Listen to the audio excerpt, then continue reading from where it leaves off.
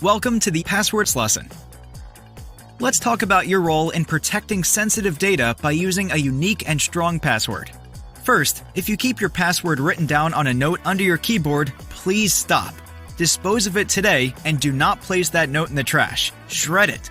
In addition, keeping default credentials on any device is the very worst kind of password because it makes it so much easier for attackers. Hackers maintain databases of common credentials, especially for targeted systems that are connected to the internet. For example, here's a list of the most commonly used really bad passwords. Don't use them.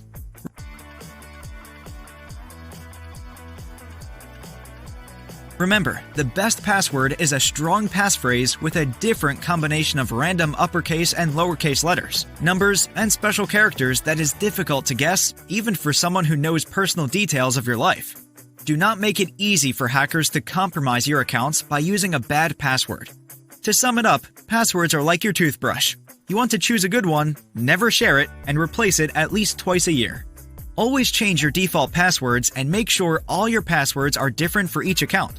That way, if an attacker breaks into a system, they will only have the password for that one account. All the remaining accounts will still be inaccessible to them. Now, I know what you're going to say. I can't remember all these passwords, and that's understandable. Fortunately, there are password manager applications that will create and save strong passwords for you, and then securely let you retrieve them when needed. We recommend you choose a reputable password manager. Ask around, do some research, find one that works for you, and make sure your master password is strong. If you're installing an application onto a mobile device, remember to download it from the official app stores. Just one suggestion though, be careful where the password manager stores your passwords. If it's in the cloud or in off-device storage, then any attack on that storage will possibly give the bad guys all your passwords. This brings us to multi-factor authentication, or MFA, where the system requires at least two separate elements to allow access. In most cases, this consists of something you know, like a password, along with something you have, which can take different forms, such as a physical token that shows a number that quickly changes. To use a token, you look at the display and enter the number string that it says in the logon prompt along with your password. The hardware token is synchronized with the system that you're logging into so that even if your password is compromised, an attacker won't be successful without the hardware token. And because it's constantly changing, even if an attacker sees what you enter from the token, it's likely no longer valid. Another option is a software token, which often takes the form of an application loaded onto your smartphone. They work the same as a hardware token, but you use your smartphone to call up the code. Alternatively, some systems simply issue a one-time code to allow you access, and it's transmitted to you in a secure way that is set up in advance. The recommendation here is, if a vendor has an MFA option, it's going to be more secure than just the password alone. Truthfully, no matter how strong your password is, a breach is always possible. All it takes is for just one of your accounts to be hacked, and your important information can become accessible to cybercriminals. Bottom line, continuously prioritize protection for all accounts with elevated privileges, remote access, and high-value assets by enabling MFA.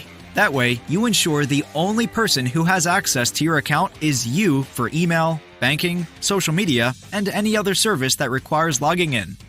Here's a topic that we all know about and don't want to think about: backups. I hope everyone knows that to protect your data, you must back it up regularly. Don't forget, to defend against a data disaster, it is crucial to also password protect your data backups. If something happens like a ransomware attack, having recent backups available will help you restore your valuable data without worrying about paying the ransom. We're not going to recommend any particular backup solution. Just make sure that whatever you choose allows you to restore from any particular point in time in the past, plus integrates encryption as an extra layer of data protection. If your sensitive data is accidentally compromised, it is rendered useless. Also, be careful with where your backups are stored. Some ransomware attacks will also encrypt the backup drive if it is physically attached to your computer 100% of the time. While not particularly a security topic, it might also be a good time to think about archiving your very important files and documents, such as photographs, for future generations. When it comes to cybersecurity, knowledge is power. And that's why, by implementing actions you can take, you can avoid common traps. Be cyber safe out there.